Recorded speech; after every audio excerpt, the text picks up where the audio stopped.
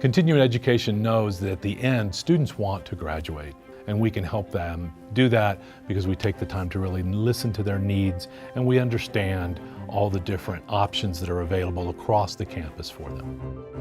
We don't take a cookie cutter approach. We realize each student comes with their own story. So whether it's a part-time student looking to complete a degree program or someone just looking for online courses, we're there to connect them to the resources of the university.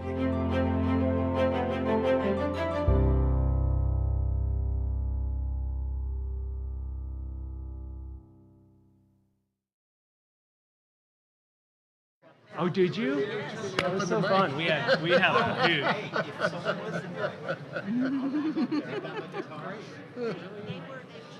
Yeah, I heard about. I mean, I read about you in the news. All right. Glad you're here today. It is a very good thing to be alive, upright, walking again, biking again. Wow, amazing. You can hike and do pretty active. So I'm getting there. Yeah. So I'd say the last months have made a ton of progress. Yeah. Like this weekend, we were able to hike the Enacting Trail one day and then ride bikes up Chapman Drive and over Flagstaff the other day, which a month ago I couldn't have conceived of. So That's good progress. starting to get there. Nice. Happy to hear that. Yeah. Here, take this one. I have a newfound appreciation for the Air National Guard. I bet you do. Yeah. My goodness. Wow, what a story.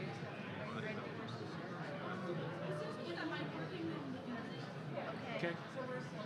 I think it'd be fine if you want to take this one out and just use it and slot it back in. So my wife and I were climbing one of the North Face couloirs on Flat Top Mountain Okay. You want to in sit Rocky here? Mountain National Park. And as we topped out, basically the snow fractured and Oh, I see what you're saying. that took You me see. down, and my wife was about 10 feet below. Probably. And the falling snow took her down. And the top part was pretty close.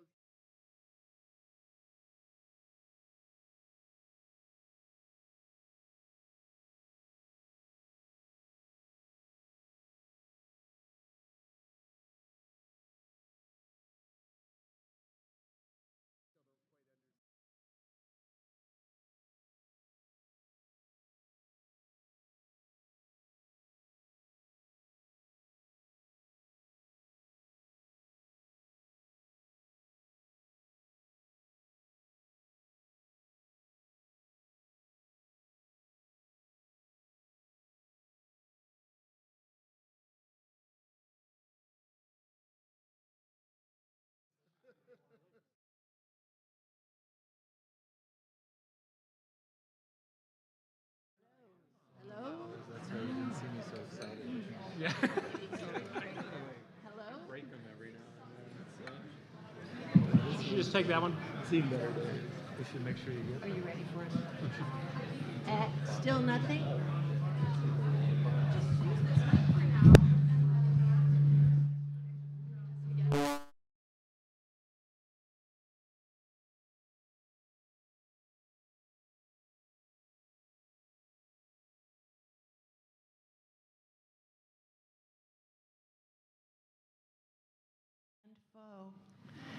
Hello, everyone. Welcome to the last panel.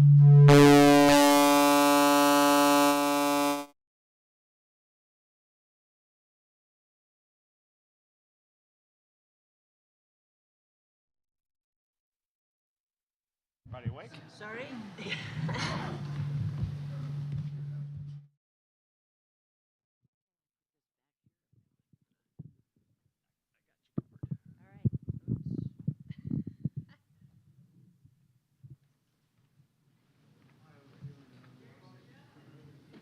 Hello? Nope.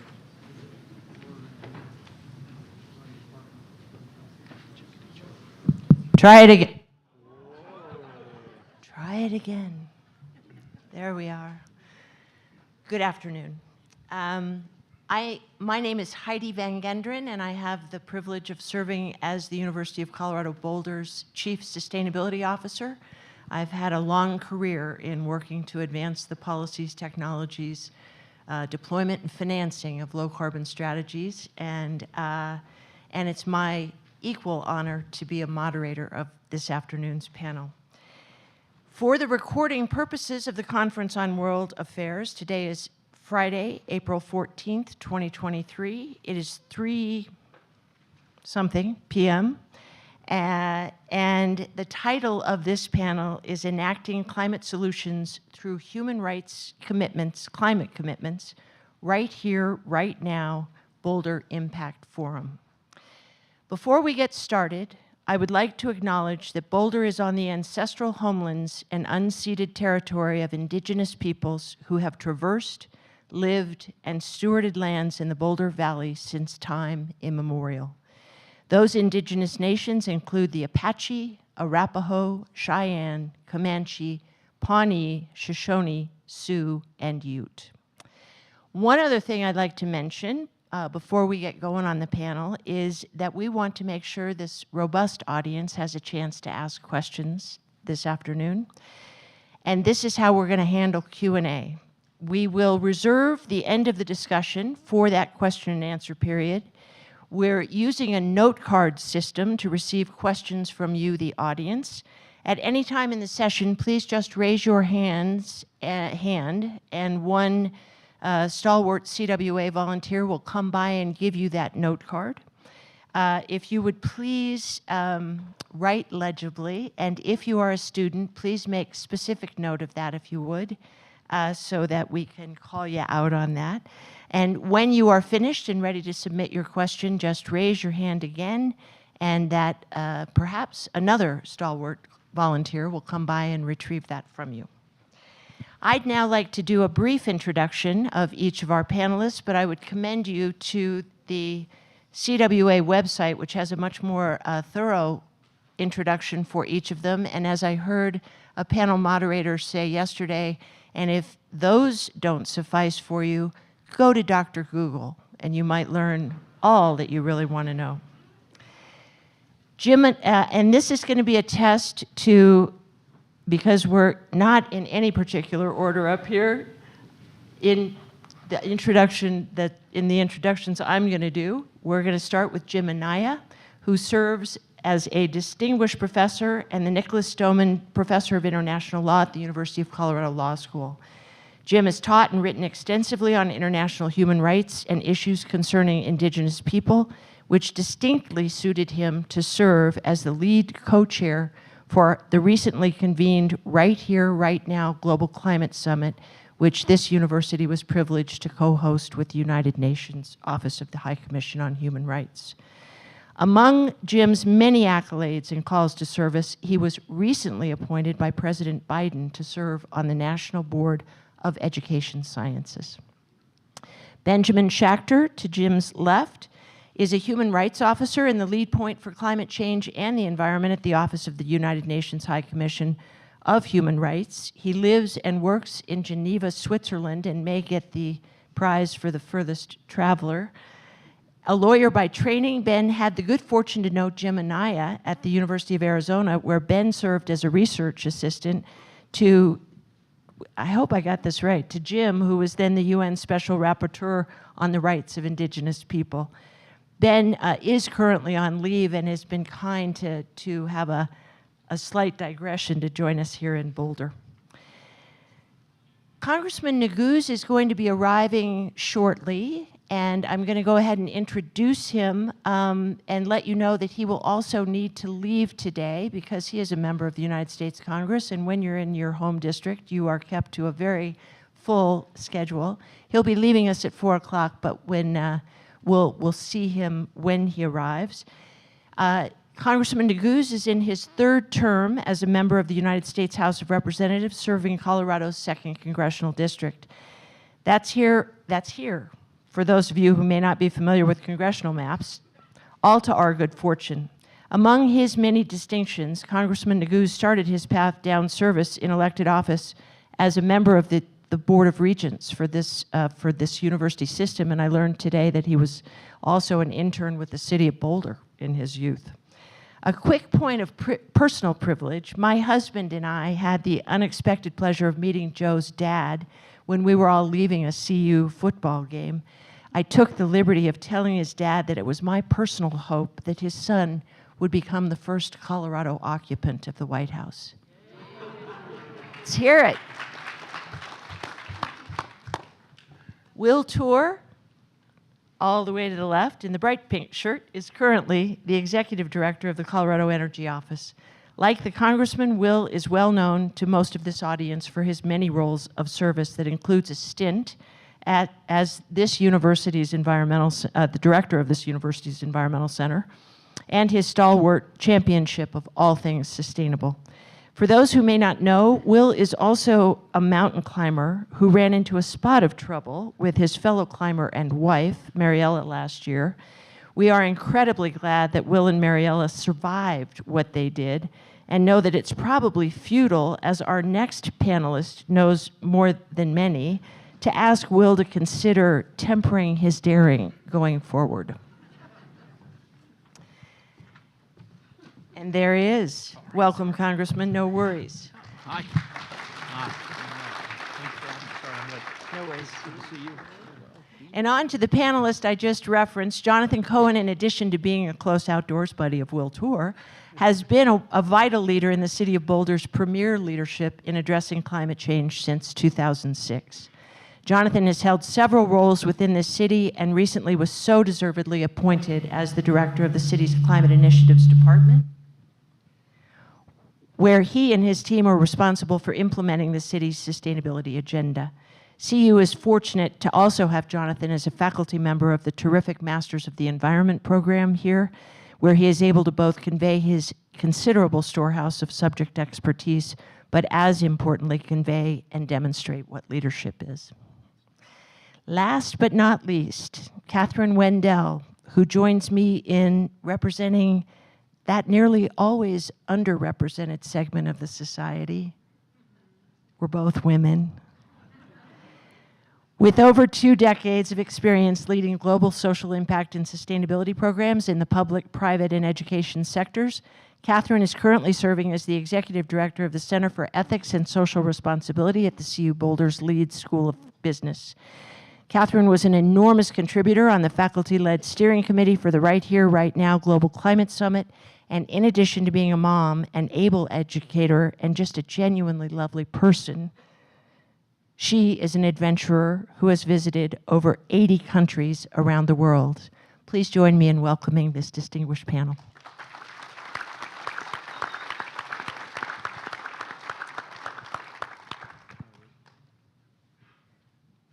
Please ask Joe and Jonathan and Jim to move forward a bit into the light.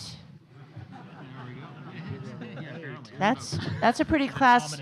There you go. That's a pretty classy metaphor, I would say, for the topic at hand, wouldn't you? That's good. Shall we agree? We need to walk into the light. To start the panel, we will hear, some opening observations from each of our panelists and traverse the global to local to examine the obligations, responsibilities, and opportunities held by the key sectors of our society: the public sector, the private sector, and the roles of academia and civil society.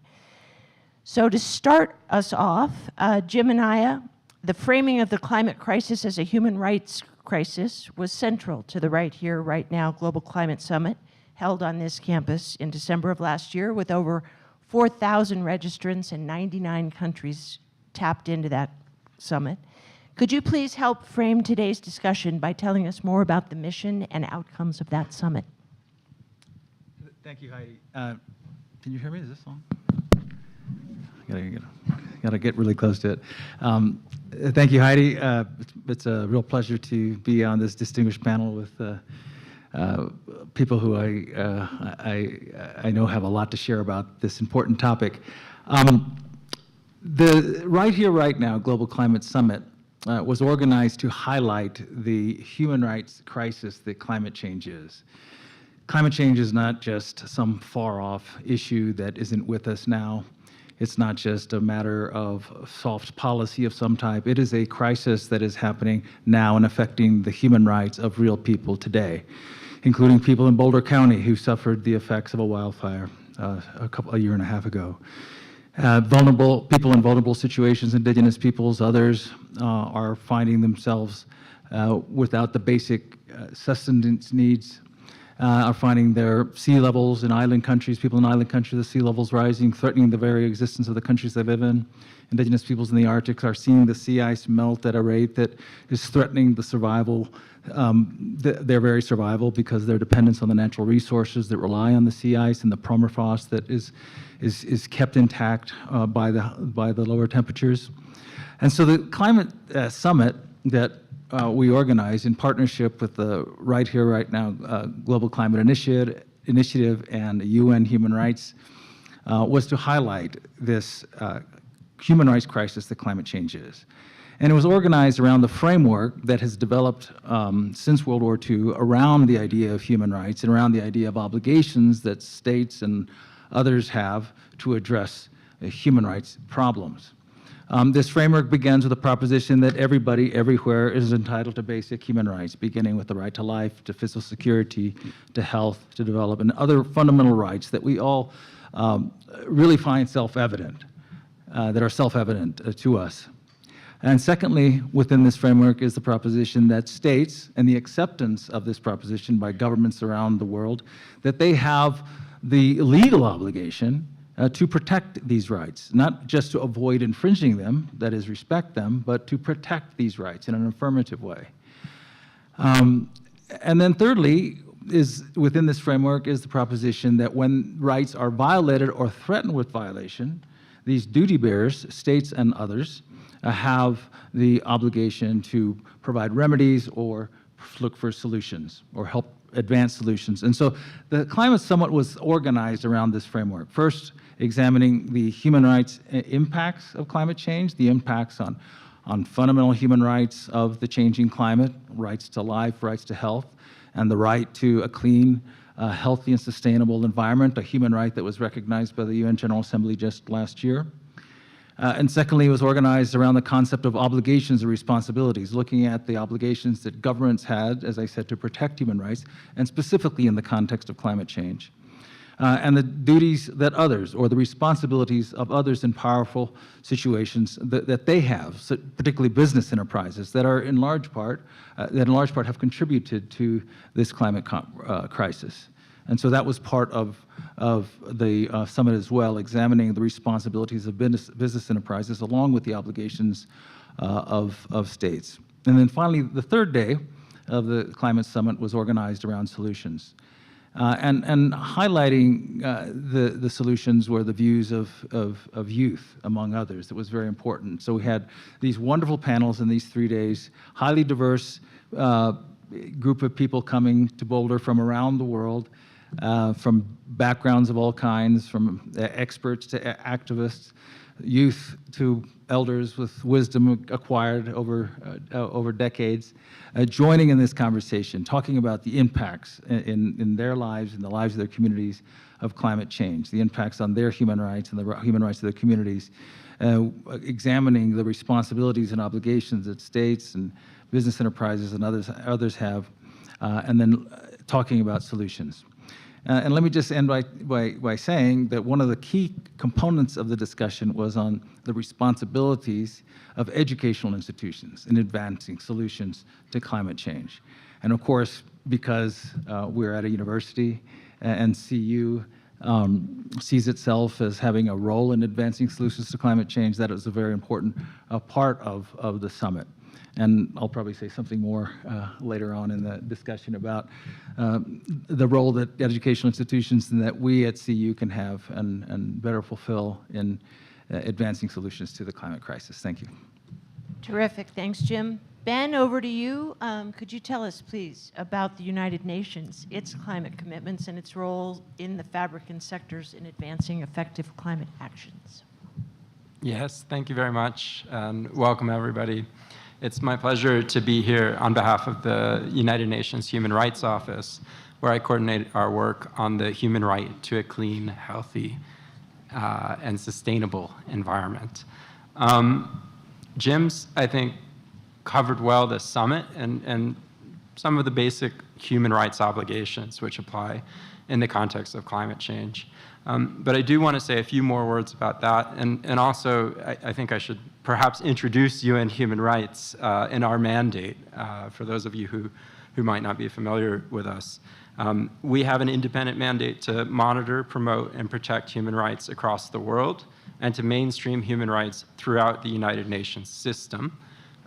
We are supporting the Human Rights Council, which is the principal intergovernmental organ for advancing human rights within the multilateral system, as well as the human rights treaty bodies, which are the mechanisms which have been established under human rights treaties. They're composed of committees of experts to support their implementation, monitoring, and evaluation.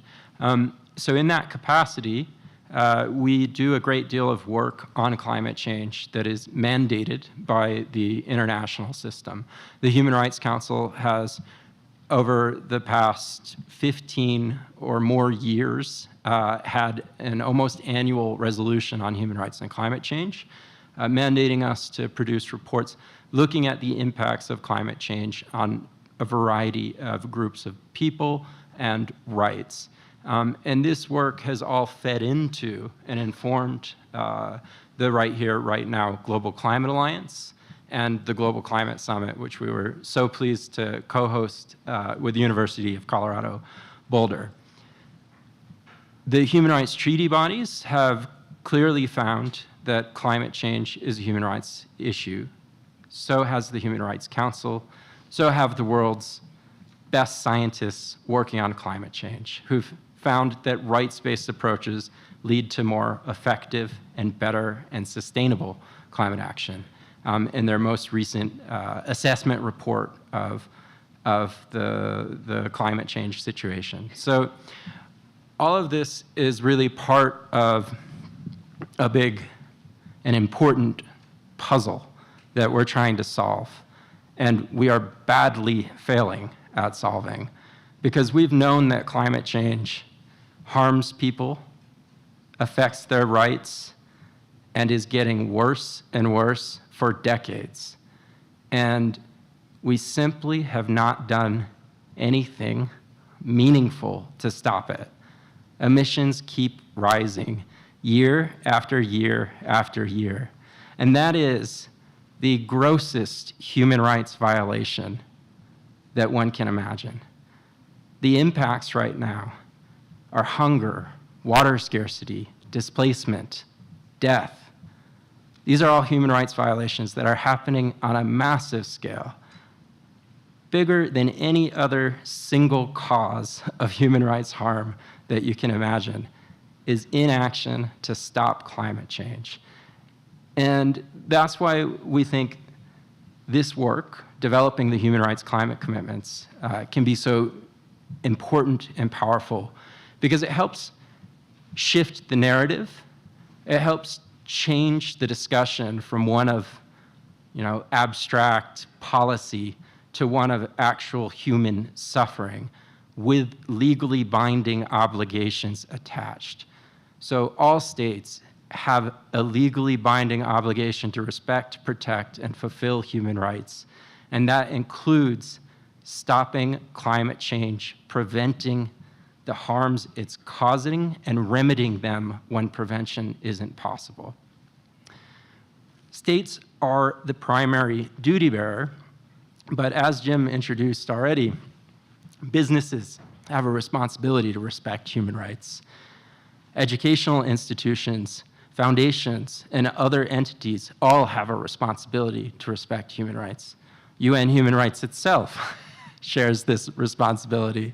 And of course, it's the core and heart of our mandate. The human rights climate commitments are an effort to take human rights obligations, which we have been talking about in the abstract for, as I said, more than 15 years, and try to distill them into concrete, actionable commitments that duty bearers can and must take in order to minimize the scope of the ongoing human rights crisis. And they're informed by this large body of work of human rights mechanisms, by the Right Here, Right Now Global Climate Summit. They're meant to be an iterative text and drafting process, one that will be validated through a series of consultations, which have already begun. And we're really excited to get to work in terms of finalizing, or as I said, not really finalizing, because as I said, it's iterative, but get to work to continue this process of helping duty bearers who have human rights obligations and responsibilities understand what they have to do under international human rights law to address this human rights crisis that is climate change. So I'll stop there for now. Thank you very much.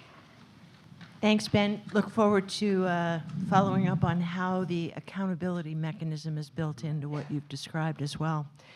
We are moving from the international down to 3 levels of government here in the United States that are represented with us here today.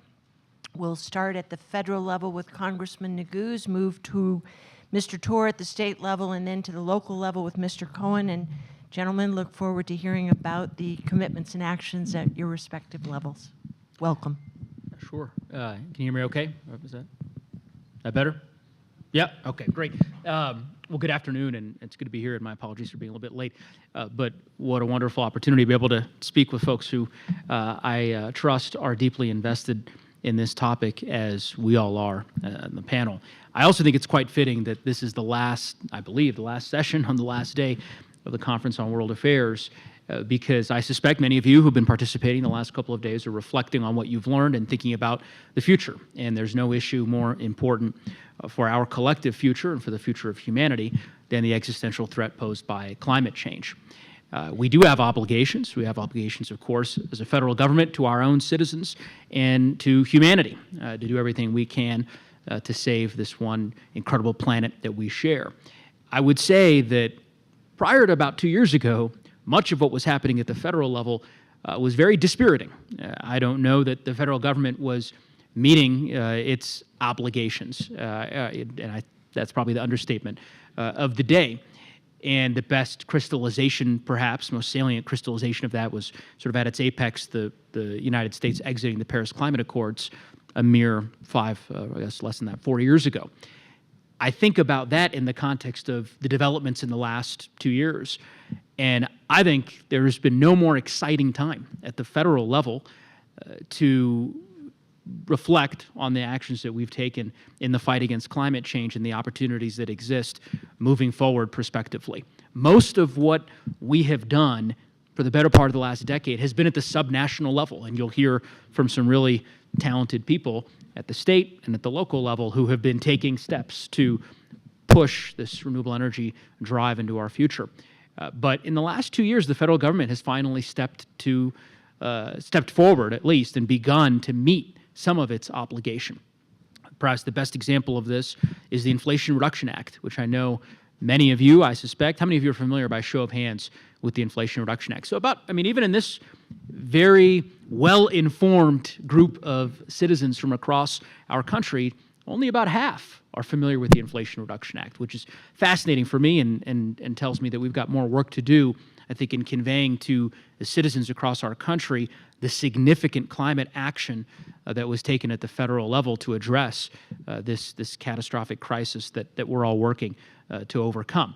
The Inflation Reduction Act included the most significant investments in the fight against climate change in the history of the United States. I traveled, I guess this was 2 years ago now, to Scotland for the COP25, right? Because COP26 was COP26, gosh, okay, because the COP27 was in Egypt, which I missed. So COP26 in Scotland, less than 2 years ago, with the Select Committee on the Climate Crisis. I served on that committee before it was eliminated, unfortunately, in this last Congress. And in our visits there in Scotland, I remember distinctly every single individual we met with talking to us about the many investments that they hoped the United States would make to show global leadership in the fight against climate change. We ultimately met that challenge in the bill that we passed a little under a year ago, and it's now being implemented, and there are billions of dollars, $27 billion, just to give you an example, for state and local governments and tribal governments to be able to help invest in renewable energy development here in our country. Billions of dollars to improve and enhance our grid, investments on the transmission side to get more renewable energy online, investments in rebate programs to help electrify more of our economy so that homeowners and residents here in Colorado and across our country are able to participate in that renewable energy transformation. So the bill, I think, is going to have a real impact. It may not feel that way today as it's beginning to be implemented, but suffice to say that I think it's a harbinger for things to come. The challenge now for us as federal, I say federal policymakers, but really the federal government writ at large, I think, is what's next, right? Is where we go from here. For decades, I suspect some of you in the audience have been beating the drum, making the case that the federal government needed to make this generational investment to really kind of be the moonshot to get us into this renewable energy future that we all know is so desperately necessary. We are now there with those investments, and the question is where we go from here, and I think that's a question that every single citizen is going to have to be involved in answering. So I'll stop there. Thank you. Will? How about now? Oh, you do have to be close. So, to bring it down to the state level, I joined the Polis administration on January 18, 2019, about 4 days after Governor Polis took office. And since then, it's just been an incredibly exciting time to be working on clean energy and climate action in Colorado. I would argue that Colorado is perhaps the most exciting state in the country right now when it comes to clean energy policy. During the 2019 legislative session, our legislature for the first time adopted science-based greenhouse gas emissions targets of a 50% reduction by 2030, a 90% reduction by 2050, gave direction to state agencies to pursue an all-of-government approach on climate change, and then delegated authority to our State Air Quality Control Commission to enact regulatory actions to make progress towards those targets. Our office, the Colorado Energy Office, then convened a sort of multi-agency process with stakeholders and residents across the state to develop a greenhouse gas roadmap. That's essentially the strategic plan for how are we going to achieve those targets. And then I worked with the legislature to take the results of that roadmap and implement the legislation that was necessary to take it from a map to actual action. Over the last 4 years, depending exactly how you count, I think there have been 55 different pieces of legislation that have moved forward on greenhouse gases, energy efficiency, renewable energy, oil and gas reform, transportation electrification, building efficiency, and land use efficiency, all of which contribute to achieving these goals. I would say that the central near-term strategy is really around decarbonizing the electric system, right? Now, Colorado has historically been very heavy on coal. A few years ago, well over 50% of our electricity came from coal. And the availability of low-cost renewables has really allowed a remarkable transformation, really driven by the fact that it costs 4 to 4.5 cents a kilowatt hour just to operate and maintain existing coal plants. And you can replace it with wind or solar for 2 to 3 cents per kilowatt hour. That has really enabled remarkable change. And we are now on a pathway where by the end of this decade, every coal plant in Colorado will be retired. Our largest utility, Xcel Energy, will have approximately an 80% renewable grid. And across the state, we'll see about an 85% reduction in greenhouse gas emissions from the electricity sector. The next sort of major piece to the strategy is using that clean electricity and leveraging it to electrify other sectors. Transportation is our single largest source of greenhouse gas pollution, and there is simply no pathway to achieving our emissions goals that doesn't involve widespread electrification of transportation. Colorado has been sort of vaulting up. We're now number 5th in the country in terms of electric vehicle market share. We were at about 2% of new vehicle sales 4 years ago. We're up at about 10.5% as the end of last year. And we've just adopted goals of reaching about 60% market share by the end of the decade, 80% by 2032, and we'll be moving through a regulatory process later this year to enshrine those goals into law for the auto manufacturers. We also need to electrify other sectors, and I think two of the sort of major challenges that are out there, because they're harder sectors to work with, are electrifying buildings and decarbonizing the industrial sector through a variety of strategies, including electrification and thermal storage. Those are things that are getting an enormous boost due to the actions of the federal government. And I'm looking forward to later this year using $140 million from the Inflation Reduction Act to stand up a rebate program to support low and moderate income residents in energy efficiency and electrification.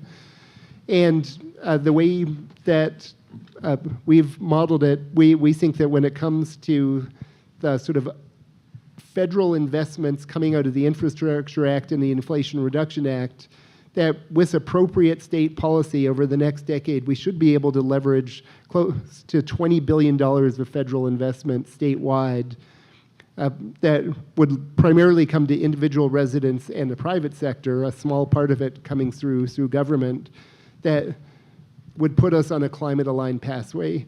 So just a few years ago, I tended to be pretty pessimistic about could we actually get this done, but just seeing the progress over the last few years, I'm a lot more optimistic than I've ever been. Fine note to end on. Jonathan. Great. Hi, everyone. Good afternoon. So as Heidi introduced me, my name's Jonathan Cohen, and I am deeply honored to serve the Boulder community as the director of the Climate Initiatives Department. I'm going to donate just a couple moments of my precious time to thank my panelists up here. I really see all of you as true champions in dealing with the climate crisis, and I'm really humbled to be up here with you. That includes you too, Heidi, by the way. I also want to thank the Conference of World Affairs for creating this platform for this really important discussion. I really hope that all of you have been able to see some of the great speakers over the last couple of days. And I also want to thank all of you for taking the time to sit and listen to these conversations. It's important that you're here. So I wanted to, I guess, start by saying that I don't intend to talk about all of our actual projects and programs that are in flight. I don't know that it would necessarily be all that useful. But I do want to offer a couple of comments around some of the learnings at the local level and how it connects into some of the comments that the congressman made and then, of course, Will from the state level. So, this community in Boulder obviously has prioritized environmental issues and sustainability for a very, very long time. And over the past couple of years, I think we've recognized that even in a place like Boulder, who has mature programs and has a dedicated funding program through our climate tax, the current approach is largely insufficient to match the speed and scale of what science is telling us we need to do. So because Heidi, you asked about commitments. Much of our work in Boulder is backstopped by our goals to reduce emissions 70% by 2030, become a net zero city by 2035, carbon positive by 2040. We also have a goal of getting to 100% renewable electricity by 2030 with some local generation targets kind of embedded in that. So, I generally see climate-related commitments and pledges at the local level a very good thing. But I also want to just point out that they often lack the recognition of the importance of the scale of action that's necessary. And we also have to recognize that there are limits to cities' ability to control crucial factors. Give you an example, carbon intensity of our electricity supply. That's not something that cities generally control. So it forces us to work more comfortably outside our boundaries, forces us to go to the state legislature and advocate for changes in rules. It forces us to go to the regulatory agencies.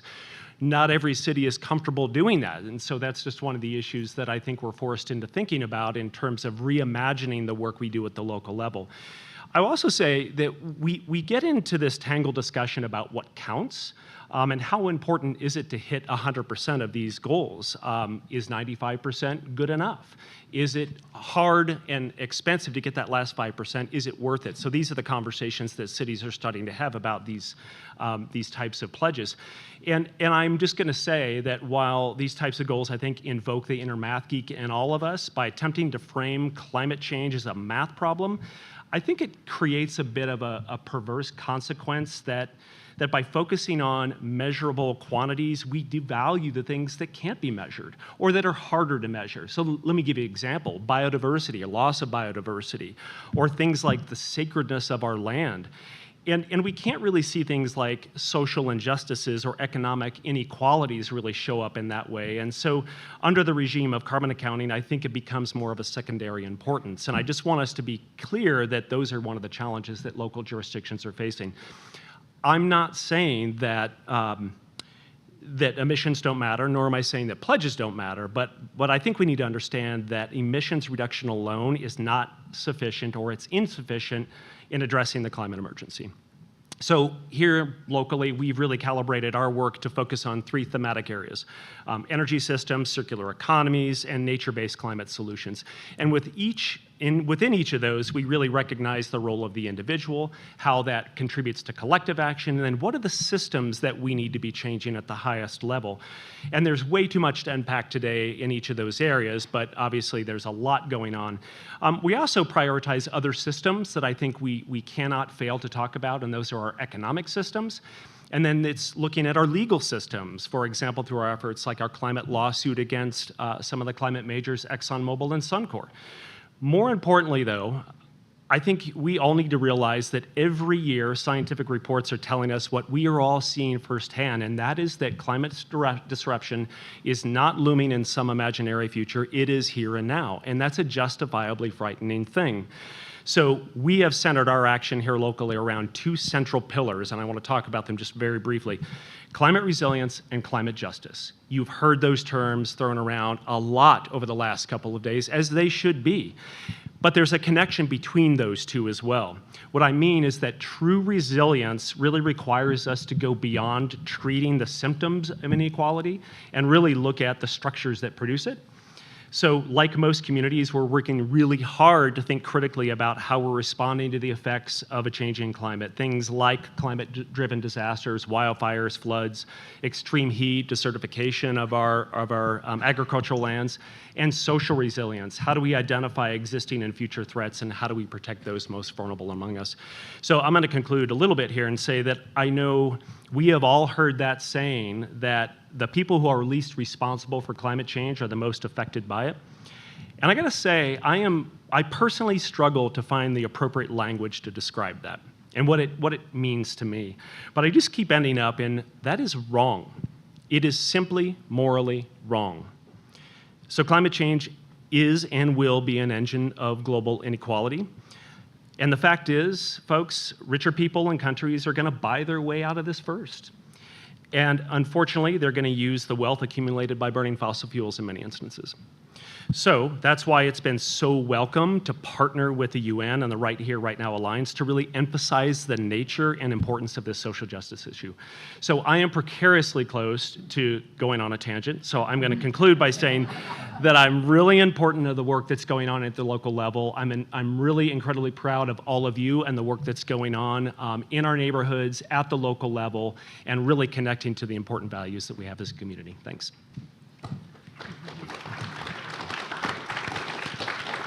Indeed, when Joe Neguse is running for the White House, Jonathan can step into his. Last, but again, not least, on to Catherine Wendell. Catherine, last night, I don't know if you had a chance to hear Rose Marcario, the former CEO of Patagonia. She said last evening that if we stopped right now all innovation, we already have all the tools and all of the technology required to curb the climate crisis. What we don't have is investment. Please tell us about the business sector in the climate realm.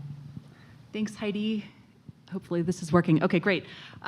So it's an honor to be here. I'm here to share kind of a big picture business perspective on all of this. So almost exactly 20 years ago, I started out my career as a Peace Corps volunteer in Ecuador. And people in my Peace Corps community in the Andes Mountains were anxious about the future. They pointed out how the nearby glaciers on volcanoes like Cotopaxi, which was right next to my community, were melting. And there was less water available for agriculture and other economic activities. So very early in my career, I became aware of the moral case for climate action. It's the right thing to do for reasons Jonathan just outlined. My Peace Corps experience inspired me to transition into the private sector, where I worked on corporate social responsibility projects around the world for many years. As everyone knows, business plays a key role in climate change. Most of the emissions causing climate change come from business. At the same time, as Heidi just mentioned, business can drive innovation and investments and solutions at scale in a really exciting way. And I feel encouraged by how the private sector has stepped up and taken responsibility since 2017, when then President Trump pulled out of the Paris Agreement. And this is because, in addition to the moral case and the sense of responsibility among some business leaders, there's now a strong business and a strong economic case for taking climate action. And I'm going to summarize the business case really quickly here in 4 points. First of all, climate risk is financial risk. It's material financial risk that can affect the shareholder return over the long term. Second, youth care deeply about climate and equity. And these youth represent key consumers and employees, so businesses are paying attention.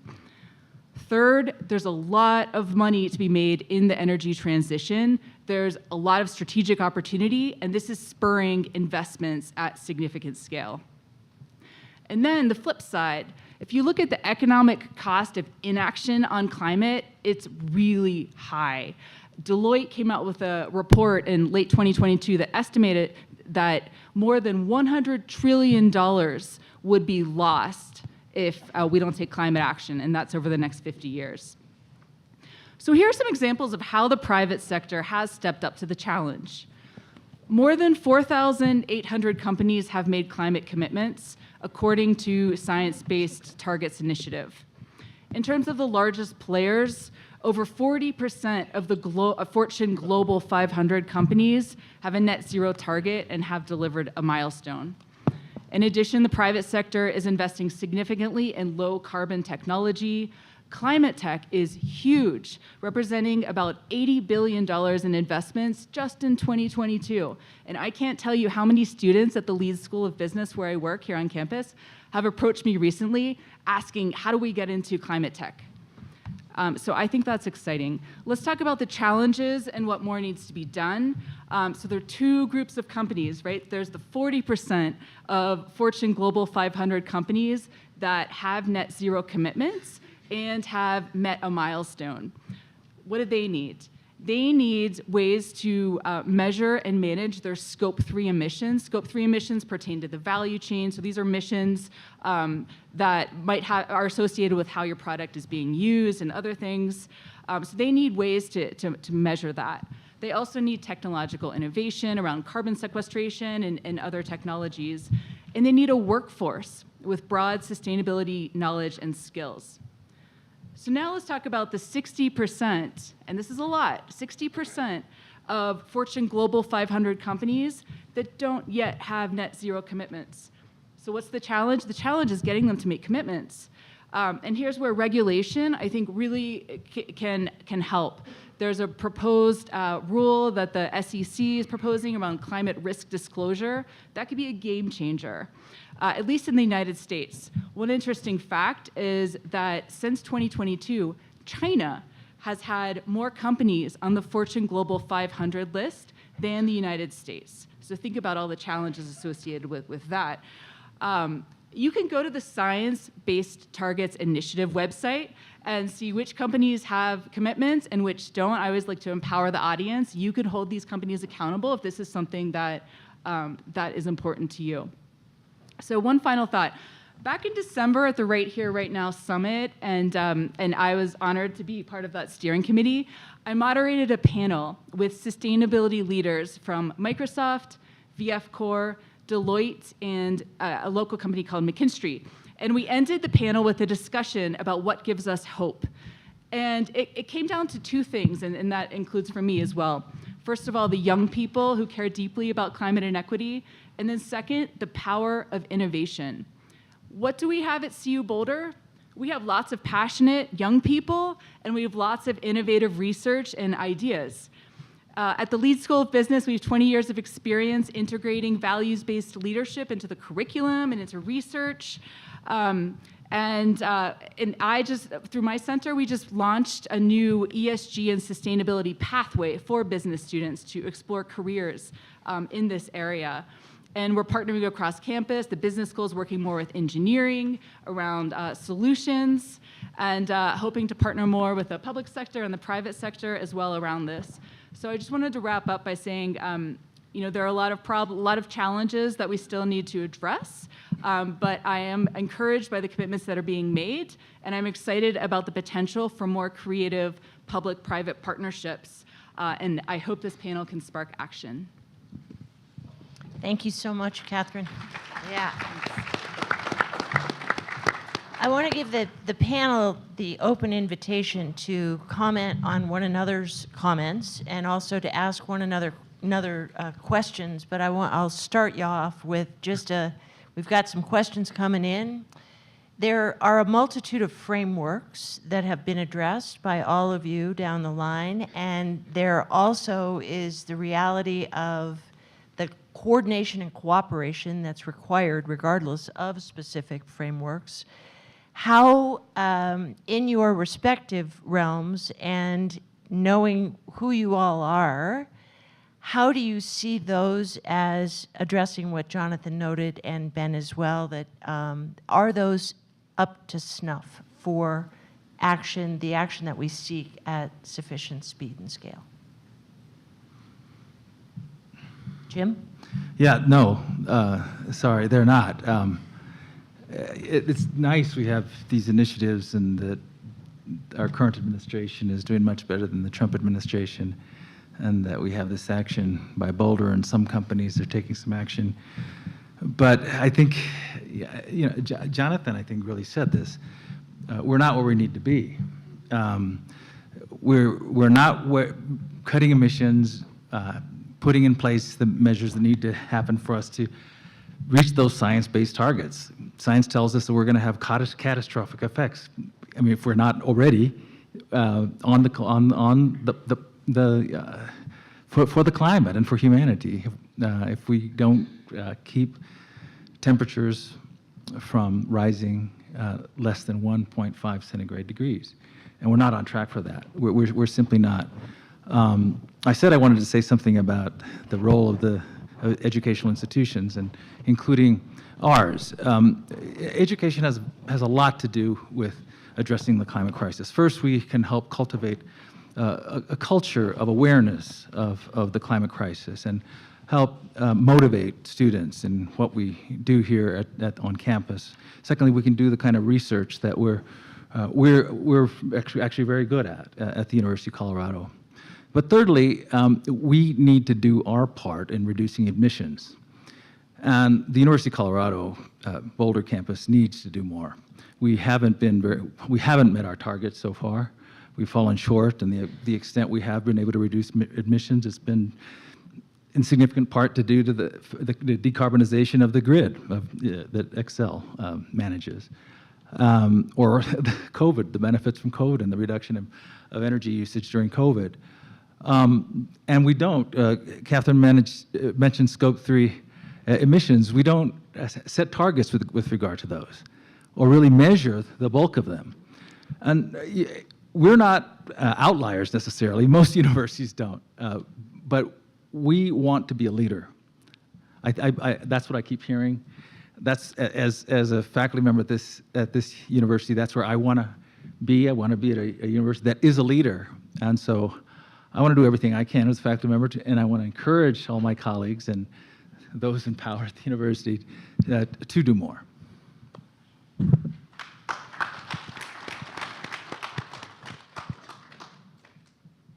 I'll start by echoing Jim's point that no, none of these frameworks have taken us where we need to go.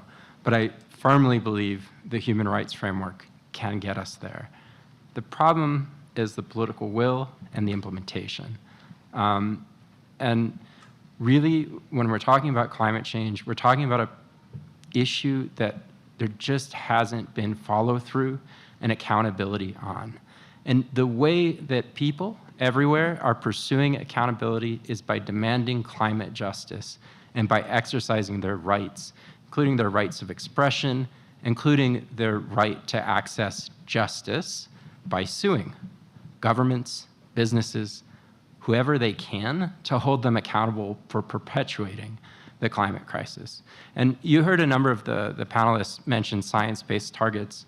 We all have a right to science and to benefit from its application. It's under international human rights law. Science-based targets are fundamentally part of a rights-based approach. We need to be following the evidence, and we're not. The last point I want to make for now is about equity. So we've heard a lot, and we hear all the time about different commitments that states, businesses, and other actors are making to reduce their emissions.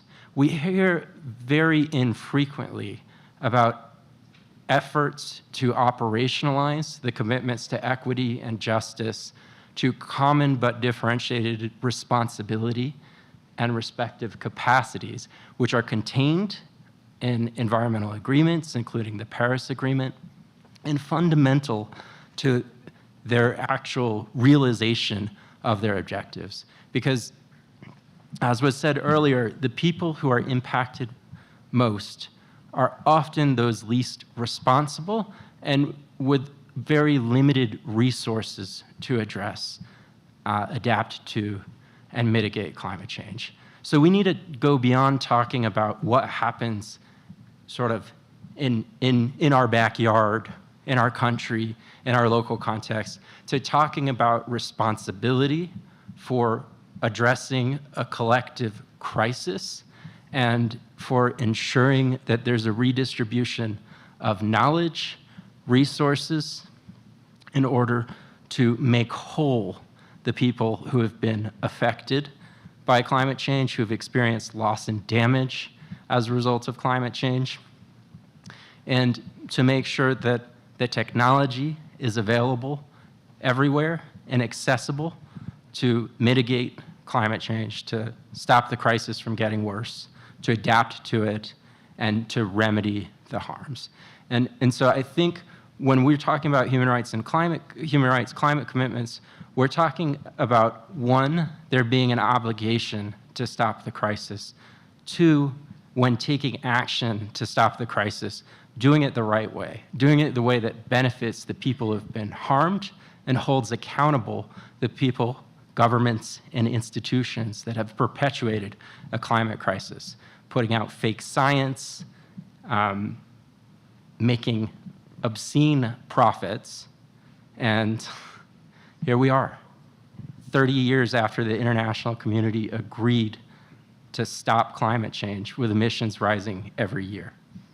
So we've got to stop it. People can stop it. Lawsuits work. People exercising their speech and freedom of expression works.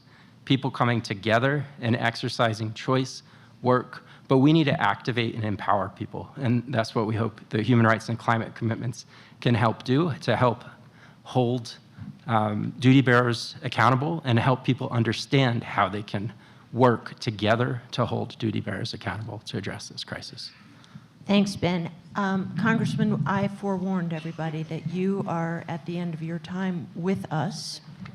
And so I want to turn to you, if I could, and ask a student question and then give you a chance as well to offer any final remarks, words of inspiration as you're off to your next. The question from the student is, please, can we call the IRA a climate bill when it still promises subsidies to oil and gas?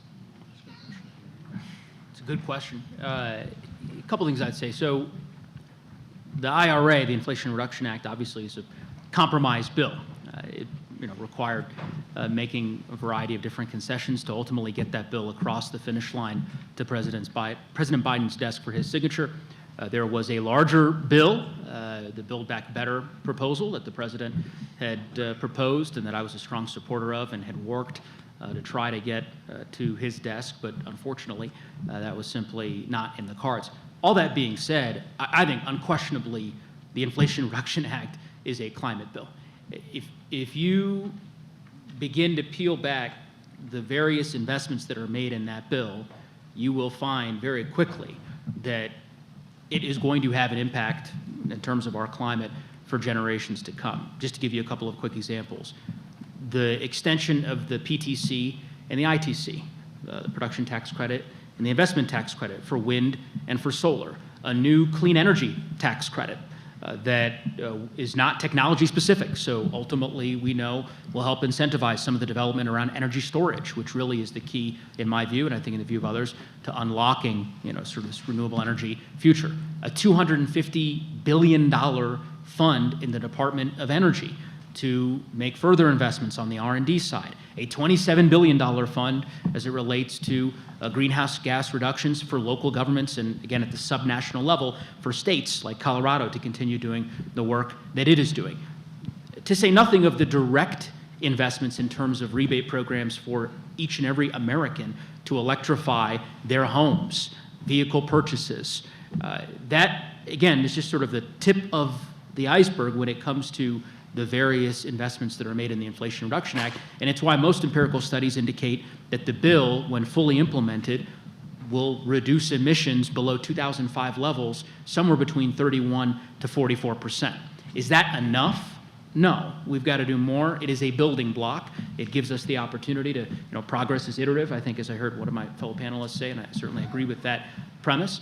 And so I think we have opportunities to build on what we did in this bill. But it also is important to recognize that these are generational investments that we have been fighting for. I say we, really, the royal we, collectively, I suspect a lot of folks in this room, have been fighting for decades.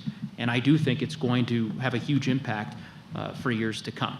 Last thing I would say on this front, I guess I say this with as much humility as I can offer, and that is that I view this in a much less fatalistic way, and perhaps it's because having come off the heels of these negotiations as it relates to the Inflation Reduction Act, seeing that bill now being implemented, being able to travel my incredible district across northwestern Colorado and see the ways in which communities are already beginning to implement this law in their own respective communities, I am optimistic.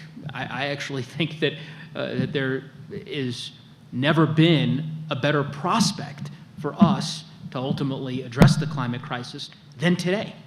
Does not mean that we have made the progress that we need to make. Of course not, far from it. But I also worry a bit that, urgency is important, and it's important for all of us to bring that sense of urgency to this work, but that is balanced against also the need to remain optimistic that this is a crisis that we can ultimately solve. I have a 4-year-old daughter. My wife and I are having our second child in 4 weeks or 5 weeks. Yeah, it's usually a good applause line. I don't know, but anyway. But I offer that more in the sense that to the extent that I am deeply invested as I am in my children's futures and wanting to be able to see them live their dreams, I have to believe that this is a problem that we can solve collectively, together, if we apply the appropriate sense of urgency and boldness. And so and if I don't believe that, then I shouldn't be in the line of work that I'm in. So that's my sense of how I'd answer that question. Thank you. Thanks, Joe. Your staff is okay. giving us the hairy eyeball here. So, yeah. May I do a follow-up on that? Yes. So I completely agree with Congressman Neguse on this. And I actually think that the approach in the Inflation Reduction Act is kind of brilliant. Because for decades, we've been stuck in a political situation where the framing of climate action was that it was going to be a cost, and that what we needed to do was focus on making dirty energy more expensive through carbon taxes or cap and trade, and it didn't go anywhere politically at the national level. The Inflation Reduction Act, I think, has really reframed climate action in a much more appropriate way, which is about how do we make clean energy cheap, and how do we invest our way out of climate change. That is something that I think people across the country can respond to and participate in. One of the brilliant aspects of the Inflation Reduction Act is where many of the benefits are going.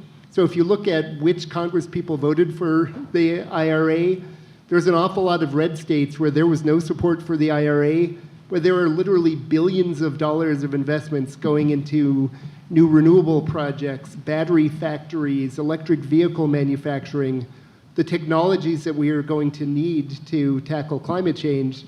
Those are going to become bread and butter issues in congressional districts around the country. And I think it really has the potential to transform the politics of climate change so that we're not stuck in the sort of back and forth that we've been over the last 3 decades in this country. The one other thing that I think has been an incredible effect of the IRA that I don't think is widely recognized, but is the extent to which it will also enable far more regulatory action by the federal government. You can see this in the draft rules that the EPA just came out with for both light duty and medium and heavy duty vehicles, where they are far more ambitious rules in terms of GHG emissions reductions and electric vehicle adoption than I think anybody could have conceived as possible 2 years ago. A big part of that is because of both the legal footing that those rules have gotten from the Inflation Reduction Act and the fact that those investments are making it possible to go much further in an economically viable way, so that then allows you to adopt stronger regulatory actions. I think we're going to see something very similar in the power sector, and it's going to be, I believe, far more transformative than is obvious simply by looking, for instance, at the Congressional Budget Office analysis of the impact of the IRA. I think it was one of the more brilliant pieces of climate legislation that we've seen in any country in the world. Certainly So an thanks, impressive Joe. scale, as noted. And I can't help myself to ask before the congressman slips away, and based on what you said, Will, you noted that you want to make clean energy less expensive. Is there any consideration? Rose Marcario, again last night, talked about the fact that fossil fuels were subsidized in this country to the tune of over $22 billion last year alone. Any thought toward removal of subsidies for the fossil fuel feast? Yeah, look, I mean, there was a rigorous and robust debate within the Congress about repealing a wide variety of some of those subsidies, intangible drilling, tax credits, and all the like. As I said, at the end of the day, any measure that needs to get through the Congress is going to have 218 votes in the House, and in this case, with the budget reconciliation measure, 51 votes in the Senate. I think Will summarized this really well, articulated kind of the policy debate, but from my perspective, to the extent that you enable the free market to thrive, you will see renewable energies ultimately, as Will explained, be far more cost competitive. And so obviously I stand in a certain way on that policy debate, but that's a policy debate that I suspect we're going to continue to have as a country and again at the subnational level within a variety of different states, although really it's more at the federal level as it relates to those subsidies. That's my sense. You want to comment on that, Will? Nope. All right, fair enough. Well, I think, if I may, we have a number of questions, and it's probably time for us to segue to some of those, if I may, for the panel. From a student, if the climate is an emergency, we should be willing to make compromises to get the job done. What compromises should progressive politicians and governments, who often lead climate policies, be willing to make? Yeah, I mean, it's a great question. I don't know we don't want to identify which students are asking which question, but it'd be wonderful to have a conversation between the student who posed the first question and the student who posed this one, right? I mean, fundamentally, this is kind of the challenge that we collectively have to address, and I think the Inflation Reduction Act is a good example for all the reasons that Will described of the necessary compromises that at the end of the day will, in the aggregate, drastically reduce our country's emissions, enable us to make progress and take a giant step forward. So that would be one example. Anyone else want to? Ben, in the international realm, Jim? Well, I would just say,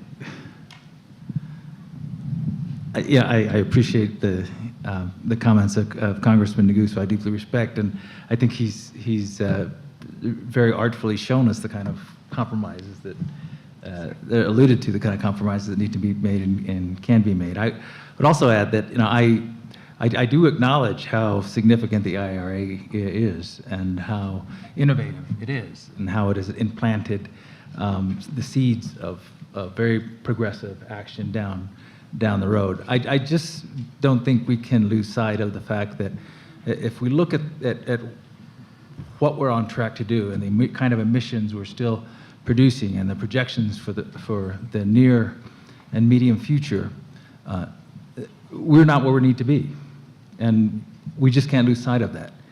And along with that, we need to have in mind the point that Ben keeps making, which is was the point of this summit that we held last year. That is that climate policy isn't just abstract policy. It's not just about debating what kind of compromises there can be. It is about that. It's about obligations. It's about obligations that governments have related to or arising from their obligations to protect human rights. And it's about the responsibilities that the businesses have. I appreciate the business case in financial terms for taking climate action. But it is a responsibility that businesses have arising from their role related to climate and related to their power. And I think those are the two things that cannot be lost in this discussion. Yes, we can talk about the progress, and I think that's very important. And by nature, those of you who know me know that I am an optimist, and I'm often criticized for my optimism. And I appreciate the progress that's being made at all these levels, and I applaud the companies that are doing this great stuff. I really appreciate the work of Congressman Neguse and others who have allowed for this bold action to be unprecedented action we've taken. But we cannot lose sight that we are not on track for where we need to be at the national, subnational level, and not at the level of the university, as I tried to emphasize earlier.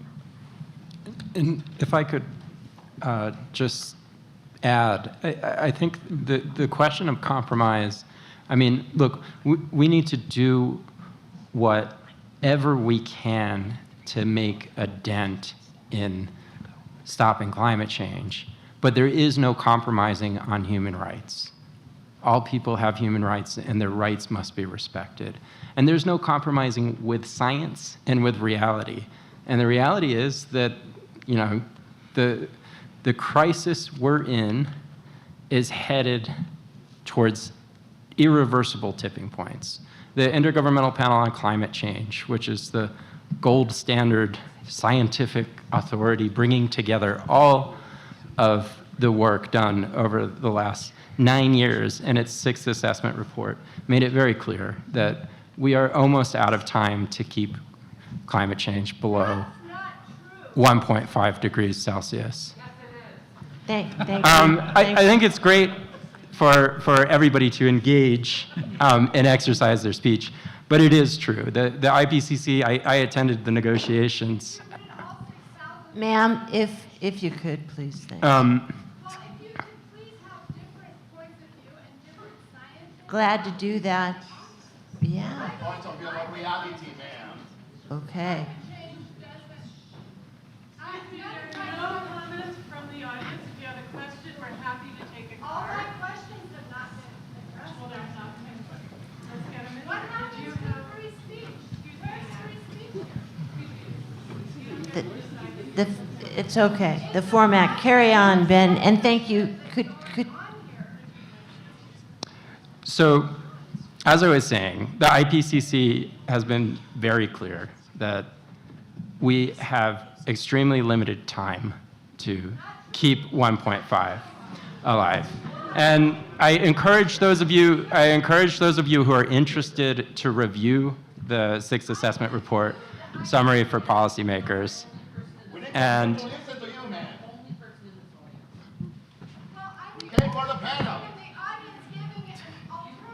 Ma'am, we offered the format at the outset. If we could adhere to that.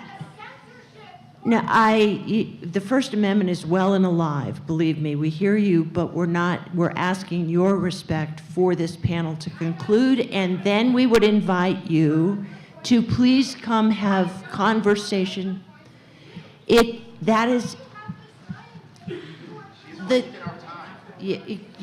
could we please proceed with the panel and then invite you to have the conversation with panelists? Thank you. Ben, did you have a chance to finish?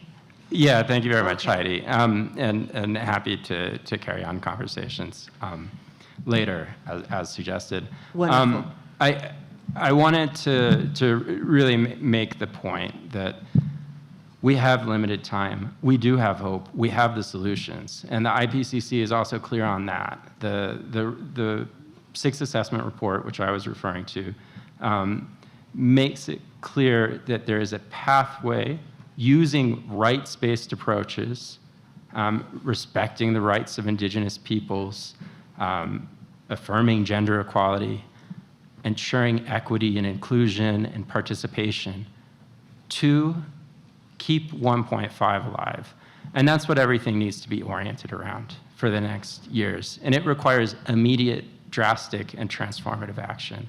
It's not something that we can really do incrementally anymore. That ship has sailed.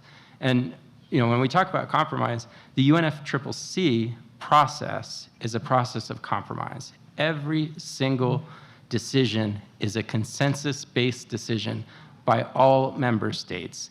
And that's one of the reasons it's not moving as quickly as we would like. There are groups of states in the negotiations who continually, for example, protest and have kept out language about the need to phase out fossil fuels. The actual Paris Agreement, the UNFCCC, in every single decision of the Conference of the Parties to the UNFCCC doesn't contain any language on phasing out fossil fuels. It talks about phasing down coal. The rest are kind of ambiguous, right? And that is a compromise. I'm not here to tell you that I think it's a good one. We need to be clear about the problem. And the UN Secretary General is clear about the problem. We heard about subsidies earlier. Guterres has explicitly called for the elimination immediately of fossil fuel subsidies, but to do it in a way that's respectful of people's rights, because that will have impacts on some people's access to heating and fuel for transportation. So we have to think about all of these policies in a way that we address some of the inequities, right? And there may be a necessary redistribution of wealth and of technology and resources in order to achieve our objectives. And that's the hard problem we're faced with and need to move forward. So I commend all the action that's been done. It's just not enough. We have to do more. Thanks. Go for it. Thanks, Heidi. I think a wise panelist would let their smarter colleagues just answer the questions, but no one ever accused me of being wise, so I'm going to just jump in with a couple comments here.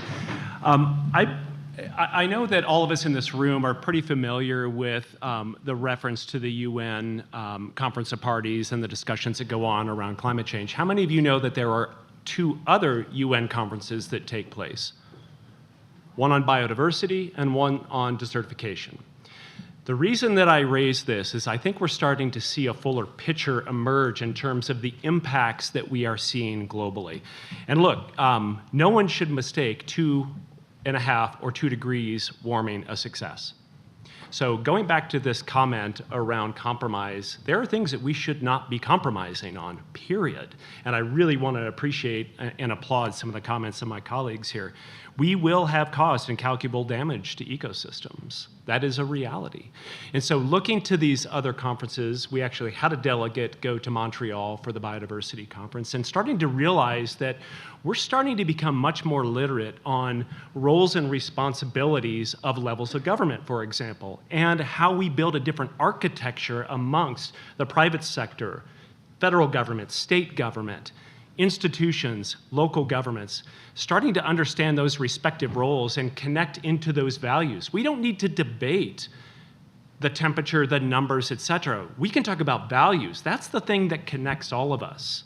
So that's one of the great things that we're doing at the local level to try to bring forward some of those values-based issues and recognize that we all have a unique role to play. Really, last comment here, we were talking a lot about the IRA. And it's one of the things Heidi and I have talked about, and some other colleagues as well. The other thing that the IRA, I think, has presented is an opportunity to create a different architecture. And that architecture is looking at a whole lot of potential funding coming in one direction. How do we position ourselves as entities to create new alliances, new partnerships, new scalability of solutions that create benefits to everyone at the local, state, regional, et cetera level? So we don't always work together well. Local governments, state, federal, private institutions, academia. The IRA is creating this really interesting opportunity to think about scalability, to think about right sizing, to think about how we build capacity. Because I will tell you, in conversations with my colleagues all around, we're part of all of these great networks, I think there are a lot of cities that are throwing up their hands saying, oh my God, I have no idea what to do about these dollars coming our way. We don't have staff, we don't have capacity, we don't know how, we don't know what we would actually spend these dollars on. I love that your expression right now because yeah, we're like, really, is that a true thing? But it is, and so we are trying to use our capacity in one city to start to reach out and build more coalitions so we are ready and we are creating that value as those dollars start to flow. So those are just some brief comments, thank you. Please. First of all, I just wanted to be clear. So I agree. We are not doing enough to address climate change. Definitely, 100% agree. I want to talk about not so much compromises in the private sector, but there's a big shift. And in 1970, Milton Friedman published an article in the New York Times where he stated the social responsibility of business is to generate profits. And you know that had a lot of implications, and it really drove toward this emphasis on quarterly short-term earnings and profitability. And I'd say that there's a shift now. You've probably heard of the B Corp movement. There are a lot of companies, and some companies have revised their articles. Some companies have actually gone so far as to become benefit corporations so that they're not just focused on profitability, but they're focused on profitability and purpose. And that purpose can include, usually does include, some sort of positive social and environmental impact. So that, just in terms of the big picture business perspective, a lot more businesses are moving in that direction than ever before. I'm gonna, yeah. Will. I just wanted to add one more thing. As I think about sort of at least my work at the state level, I wouldn't focus so much on sort of what is the need to compromise as on how do you take into account the interests of everybody. So as we work to retire all of the coal generation in the state, how do we work with the residents of Craig, Colorado, who are going to lose their major economic driver? I'm proud of the fact that at the same time that the state passed the legislation that was going to accelerate the closure of those plants, we also created the first Office of Just Transition in the nation and are putting some real money behind it and working with utilities to try to bring investment into those communities. But those sorts of issues arise on virtually every issue that we're working on. And when we think about justice, I think part of that thinking about justice has to include what is the impact on workers, what is the impact on communities as we go through this transition. And that sometimes leads to slightly different policy outcomes than if we just said we're only going to focus on how rapidly we can do the transition. So I think that just has to be part of the conversation. Excellent. There are just an immense array of questions over here from this robust audience. I am going to collapse several of them into two, the first of which is considering if that fossil fuels are produced anywhere, they will be burned somewhere, contributing to the climate crisis. What more can be done, and you've addressed, many of you, some of this, but what more can be done to phase out fossil fuel extraction and production at the state, national, and global levels? Part one on the question. And then we have no fewer than 5 questions essentially advocating for nuclear power. So I put the two of those together and turn to you, the panelists.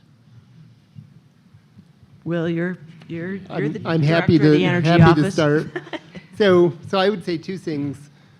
I think that the most important thing that we can do to phase out fossil fuels in a way that is politically possible is to eliminate the demand for fossil fuels through widespread electrification. It is not, I think, politically viable to drive up the cost of fossil fuels while at the same time maintaining demand. People will not stand for that. What we have to do is reduce the demand. That then, I think, makes it possible to phase out the production. On the question of nuclear power, I would say from certainly state of Colorado perspective, we're open to it. When we look at what is going to be required to get to zero emissions, it is going to take additional technologies beyond wind, solar, and batteries. We know that wind, solar, and batteries can take us through this decade to that 85% reduction from electricity generation. To get all the way to 100% is going to require what I would describe as clean, firm, always available, available 24-hour, zero carbon electricity generation. And there's a bunch of different potential technologies that could help to fulfill that, including new forms of long-duration storage, like the iron air batteries that are going to be deployed in Pueblo. There's a potential that what's known as advanced and enhanced geothermal energy could play a really important role. There's a possibility that hydrogen, green hydrogen, burned in combustion turbines could play an important role. And there's certainly a possibility that advanced nuclear could play a role. From a state perspective, we would like to see electric utilities start to incorporate planning for clean, firm generation into their electric resource planning. We don't need it today, but we need to start the learning by doing and moving down the cost curve that's going to be required for any of these technologies to play the role that they're going to need to play to get to 100% clean by 2040. Thanks, Will. Anybody else? I mean, I think that we have certain aspects of our lives and our economies right now that are 100% reliant on fossil fuel availability, and we have to change that. And part of changing it starts with stopping continued exploration and incentivizing the transition. So some of the policy choices that have been discussed here already are moving in that direction. But there are citizens engaging in litigation to stop fossil fuel exploration around the world. And that's one really interesting and promising area. There are countries, I won't name countries because it's not a UN diplomatic thing to do, but there are countries that are exploiting fossil fuels that have no need to export fossil fuels in order to make more money because they have enough money and they've made enough money on the exploitation of fossil fuels already. And some of these countries are actually already domestically using renewable energy. So they could very quickly reduce their carbon footprint by stopping or slowing down their exports in a controlled way. Sure, let's not pretend we can stop everything instantly without vast impacts, but we need to stop everything as quickly as possible. And citizens around the world, people around the world, are engaged in that process, really, to stop continued exploration and exploitation. And on nuclear, it's an incredibly complicated issue that we don't have a fully defined policy position on. But what I can say is we don't know what to do with the waste. We don't fully understand the risks. The environmental law has something called the precautionary principle, right? And that basically says, don't do it if you don't understand the risks and if you don't know how to deal with it. And I think it requires, that we apply these principles to thinking about what to do next. So nuclear isn't clean. It doesn't emit greenhouse gas emissions. It creates a new and almost infinitely lasting source of waste that we don't know what to deal with or how to dispose of. And that's a problem, right? There are other potential solutions out there, and Will referenced many. So I think we should start there. And thank you. There is such a great array of questions about the rights of nature and regenerative economy and what's the financial cost. They're just wonderful questions, but we have even run out for the last statements of inspiration and hope unless you got 30 seconds or less running down before we thank you for your participation and end this panel as we are at time. Please join me in thanking this distinguished panel.